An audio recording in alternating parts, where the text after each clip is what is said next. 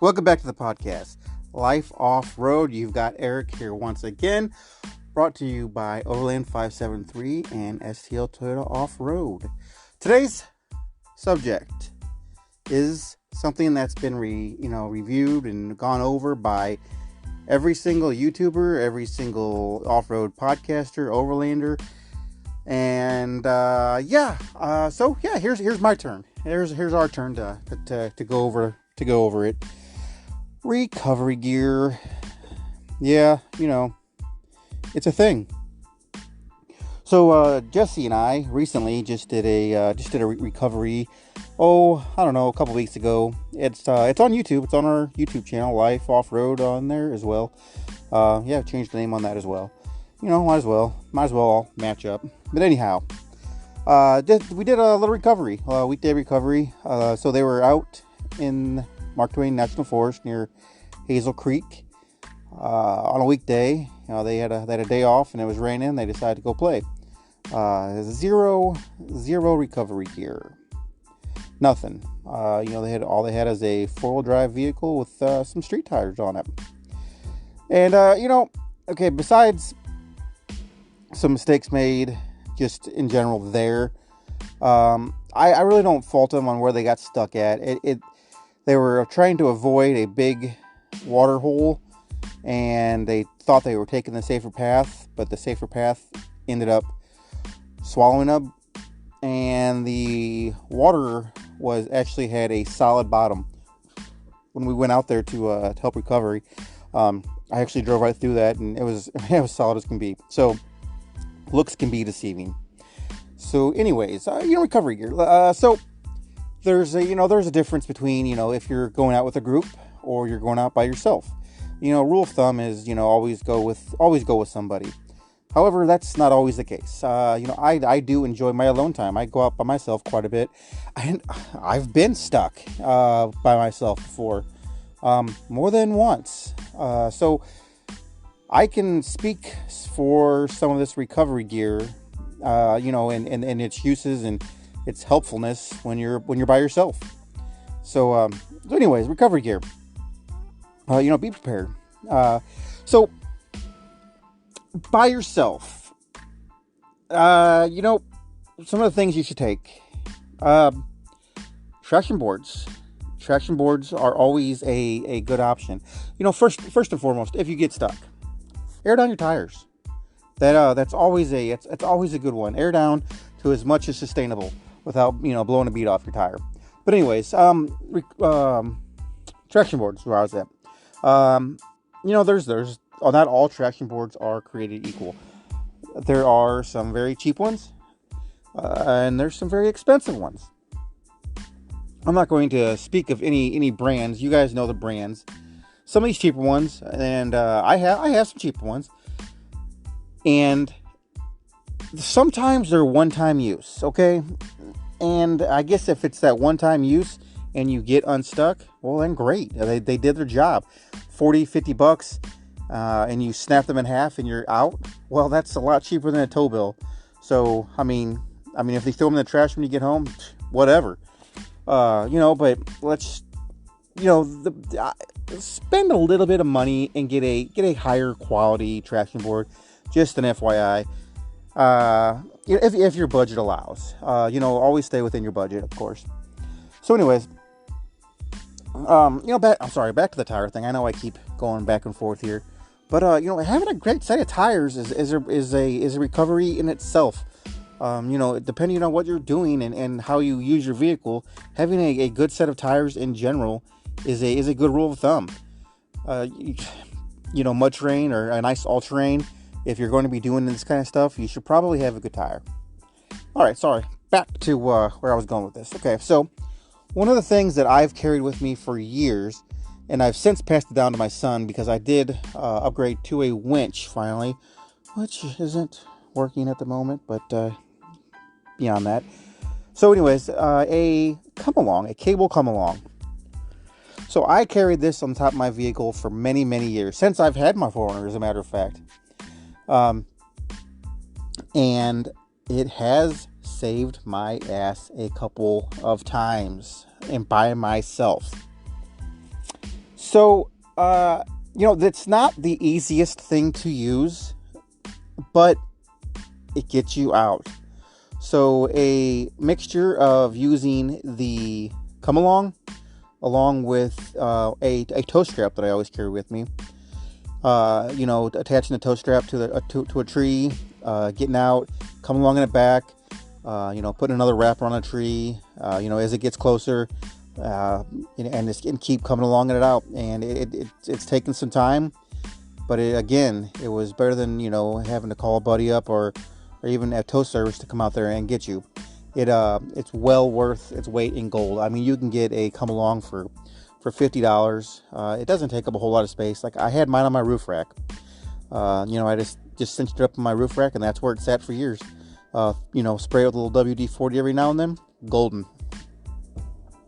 So that's one thing. Obviously, a winch is before we go to the winch, let's go back to a high lift jack here.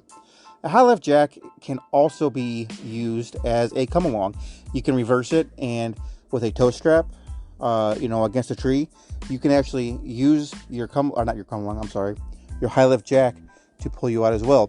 Not only can you do that, but if you have the right setup, on a bumper or whatever, you can lift your stuck tire out of the mud, out of the sand, whatever it may be, and maybe stick your traction board under there, fill it back in with dirt, tree limbs, rocks. Use what you have around you to fill in that hole and to get you some traction.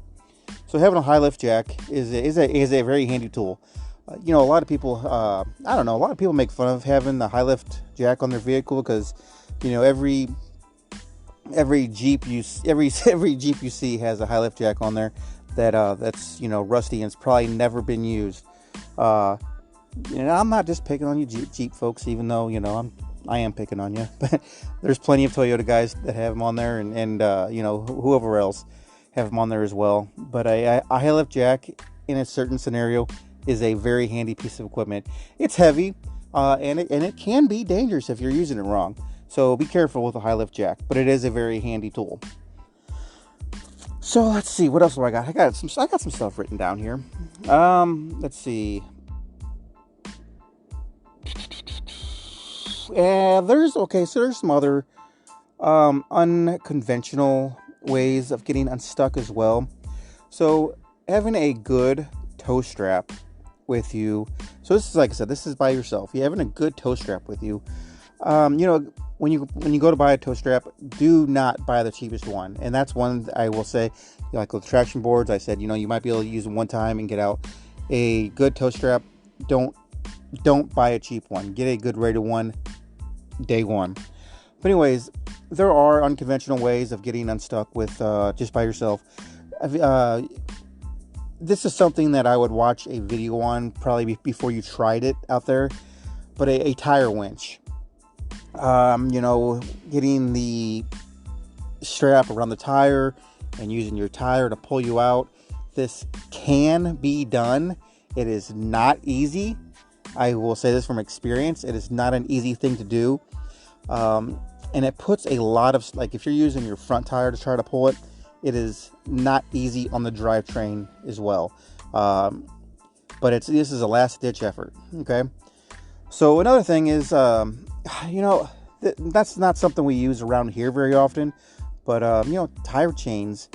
And there's been things, where you can like wrap around your tire through your spoke, to kind of mimic a tire chain to get you unstuck. I've seen that before. So unconventional ways of getting you unstuck. But if you're stuck, you're going to do whatever you can to get unstuck. Okay, so other ththings. Okay, so that's by yourself. Like having I'm gonna name off some more things here, but having like a kinetic rope with you when you're by yourself. You're going out by yourself. What are you gonna do with it? Okay. I'm not saying don't carry it with you because you could run into somebody else that's stuck, or you could end up wheeling with somebody else. But a kinetic rope, what are you going to do with it? stuff like that. But let's see here. Having a bow shackles with you, having soft shackles with you, having the kinetic rope with you, a good winch with you. These are all things that are fantastic recovery gear. So something that I believe has gained more popularity here in the last few years. These things have been around a while, is not what I'm saying, but kinetic ropes are an incredible recovery gear. This is probably more of a go-to these days than a winch even. If you're stuck in the mud, I'm probably going to grab the kinetic rope first. For one, it's easy to deploy. Put a soft shackle on the vehicle that's stuck. Put or a bow shackle, whatever you have, and give it a tug. They're such a handy, useful tool. I'm sorry, you can probably hear my dog over there. He's eating his dog food. But anyways, these kinetic ropes, they're incredible. They stored energy. Kinetic energy is what it's storing, and that's what it's using to pull you out. It is easy on the vehicles as well. It's being pulled out or using it to pull is very easy on the vehicles. You give a good pull, it doesn't feel like a big pull, and then it uses that kinetic energy to give it a second pull.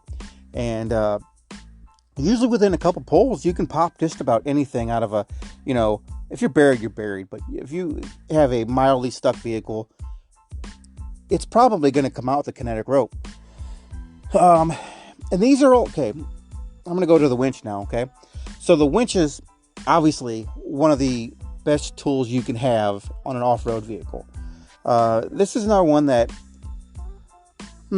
quality is a must. When I say quality, and I know a lot of people make fun of Harbor Freight tools, but Harbor Freight has an excellent winch. Oh my God, Badlands winch is a fantastic winch. So that is, that's probably the lowest tier as far as price goes that I would go. The price point versus the quality on that is you get a lot for the money. There's a lot of people running Badlands. They're good winches.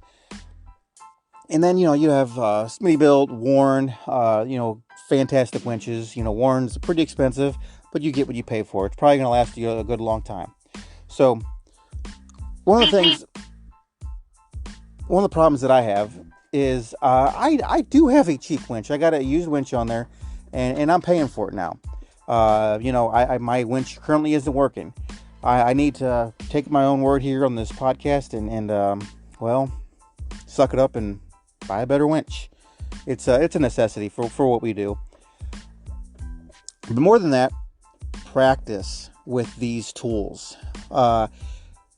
If you are able to get out and use this winch in a practice mode, whether it's just self-recovering yourself, do a tree strap around a tree, pull your own vehicle, practice pulling this out, free spooling it, practice, in and out, make sure your winch works.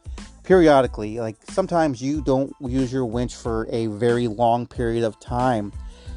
Unspool it, make sure it's still working, plug your controller in, your wires, whatever it is, make sure it works.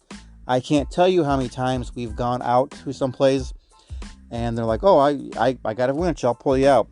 And it just hasn't worked. They've not used it in a long time. Sometimes, in some cases, they've never used it. Practice with it, use it, test it every now and then. And this goes with all your recovery gear. Inspect it, look at it. Your kinetic ropes, they got a cut in it. Get rid of that son of a gun. You do not want to be pulling on something and it snap and come back and become a liability and hurt somebody. Inspect all this stuff. Let's see, what else we got here? Like snow. Some states require like snow chains, for hills. That's not something that we we don't see it here in Missouri. I can't. When I was younger, I can remember a few vehicles using snow chains, back when we used to get quite a bit of snow, but that's just not something we see anymore these days. Let us see here. I think I covered about all of it. Just being prepared. Practice with what you have. If you're going to go out by yourself, make sure you have a few of the essential tools. The traction boards that come along, something like that, something to recover you with.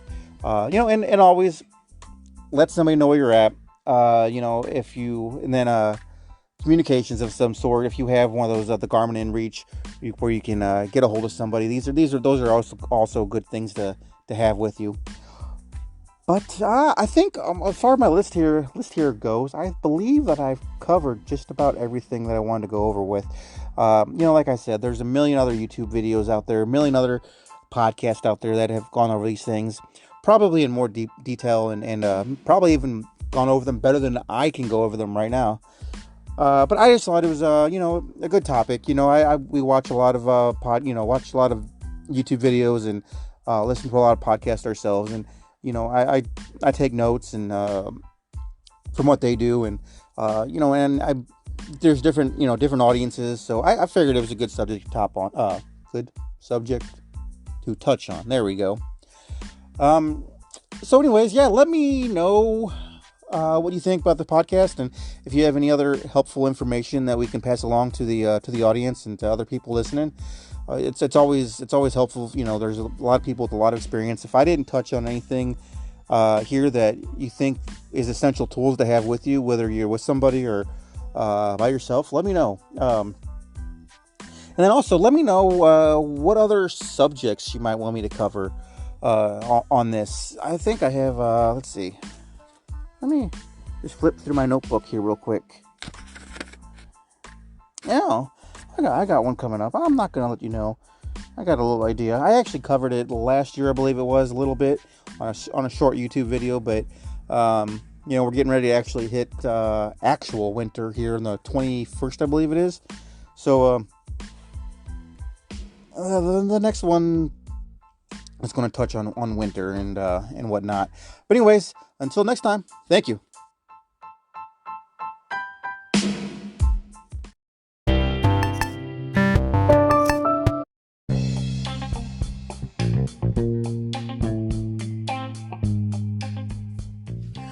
All right, well, welcome back